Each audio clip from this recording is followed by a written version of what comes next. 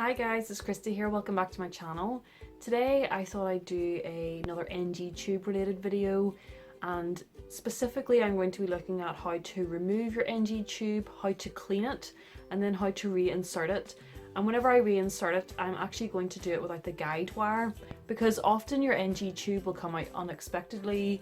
You know, if you're not in the house and suddenly you become nauseous and you vomit, sometimes your NG tube can come out and you don't always have the guide wire there to put back into the tube to help you reinsert it. So today I am going to reinsert it without the guide wire, and hopefully you can take something useful from this. If you want to see how I do this, then please keep on watching. So first of all, we're going to look at how to remove the tube. This could be that you're removing it permanently, or you just want to remove it temporarily, say so that you don't have to wear it that day. Say you're going to a special occasion and you don't want to wear it, then you might want to remove the tube and then be able to put it back in shortly afterwards. So I would do this quite a lot. I would remove my tube if I don't want to wear it to a certain place, or I have like a special occasion. So my technique for removing the tube is, first of all, take off any dressing that you might have and you're left with it like this. Then I try to remove it in a very smooth action that's quite quick. So I'll pull it out with this arm and then I'll just grab the end of it with this hand. My hands are clean, and you can either grab the end of it with your bare hand, or you can have a tissue on hand, because the end of it will be covered in stomach contents, so you'll need to wash your hand afterwards, or if you can't wash your hands straight away, grab the end of it with a tissue. So I'm going to show you now. So again, I'm going to move quite quickly with a smooth action, but only move as quickly as is comfortable for you. And I'm going to pull it out like this. You can either pull it downwards or like this. So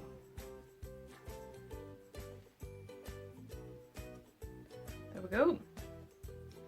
So now what I'm going to do is I'm going to clean it. I'm also going to tell you how I would store it if I am not going to reinsert it for a while, and then I will show you how to reinsert it without the guide wire. So what I have here is a bowl of water. I just use tap water. I am immunosuppressed, but I don't have to go so far as washing and cleaning my tube in sterile water, but that might be the case for yourself. Usually I would do this under running tap water, because as I clean it under the water, it washes away, the running water washes away any dirt. But I will kind of show you the technique that I use to clean it in this bowl, but I will go and wash it off. I will go and wash the tube off in running water just to make it completely hygienic. But basically I work from the bottom and then towards the top. So what I do is whenever it's in the water, I kind of twirl it around in my hands just to get everything off it.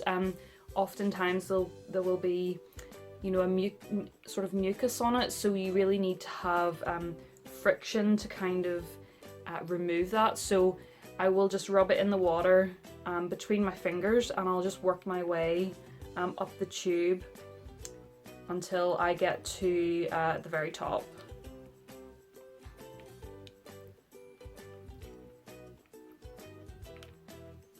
And then once I have washed the tube on the outside, I will try to basically clean the tube on the inside. So what I have here is a syringe that I've just filled with 50 milliliters of tap water. You can use sterile water if you have been advised to do so, and if you are severely immunosuppressed.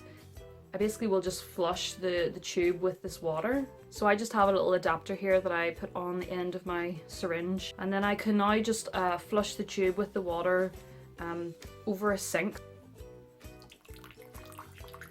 So that then is the inside and the outside of the tube washed. So now I'll just dry it. I'll just get a clean tissue and run it along the tube and dry the outside of it.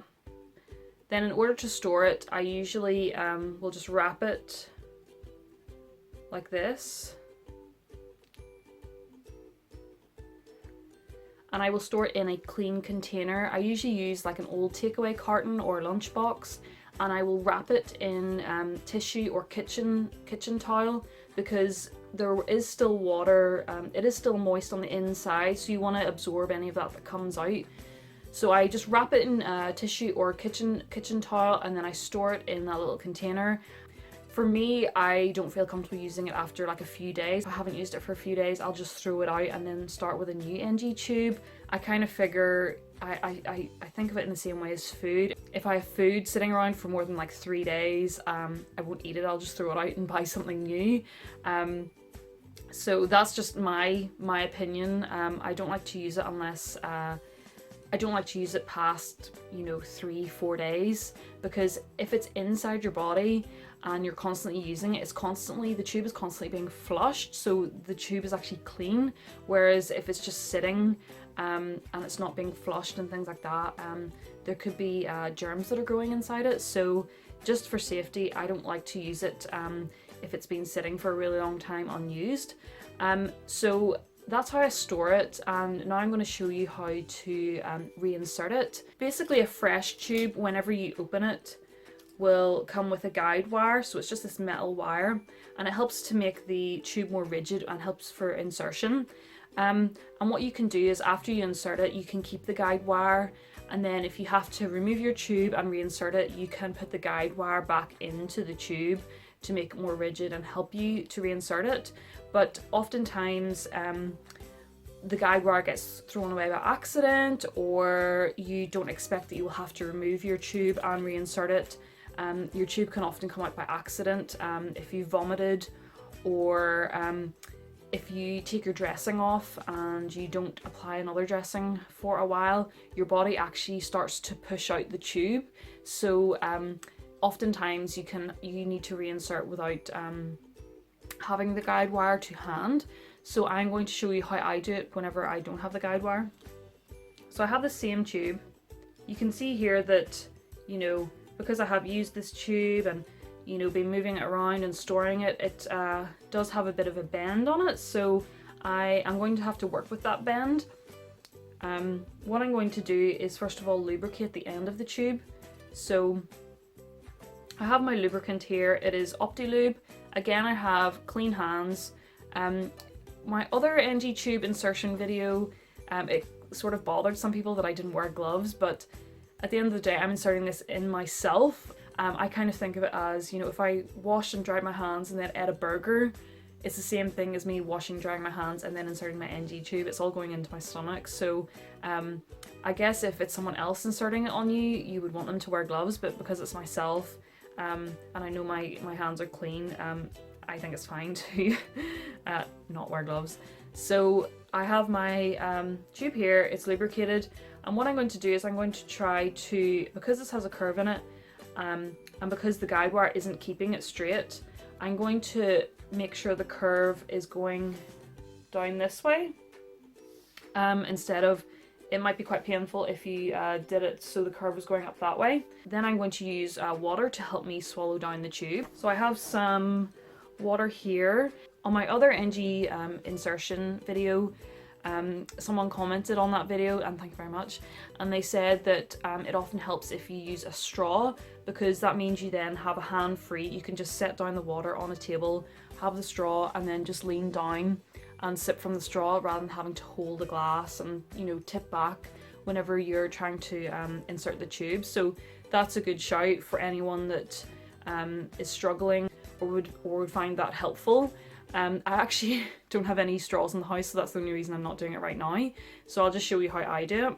So I'll kind of show you quickly how I insert it. I will link down below my other NG tube insertion video if you want to watch it. It probably is a bit slower and goes more in depth, but I'll just show you quickly how I do it. So I grab this here, pull it down quite taut so I can feel my teeth, and that almost brings away the sensitive part of your nose, so whenever you're putting in the tube, it doesn't hit the sensitive part of your nose. Then I'm going to go in like this, and I'm going to go in at this angle. I don't want to go like this or this, and I'm going to tilt my head down so my chin's at my chest, and then I'm really going to slowly do this. Take your time.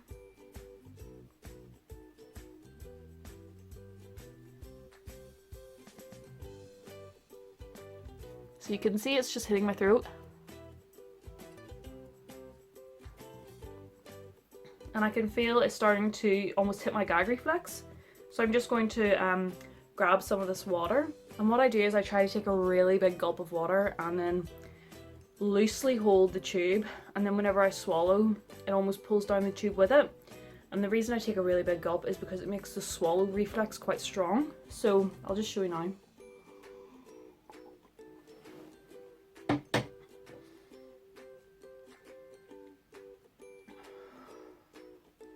So see the way that sucked that down? So basically my doctor's measured how far my tube should go in, so I'll then just feed it down. After it's got past my throat, I'll then just feed it down to the point where I've been measured to. I'll then hook it around my ear, get my dressing, which is Deoderm, stick it on.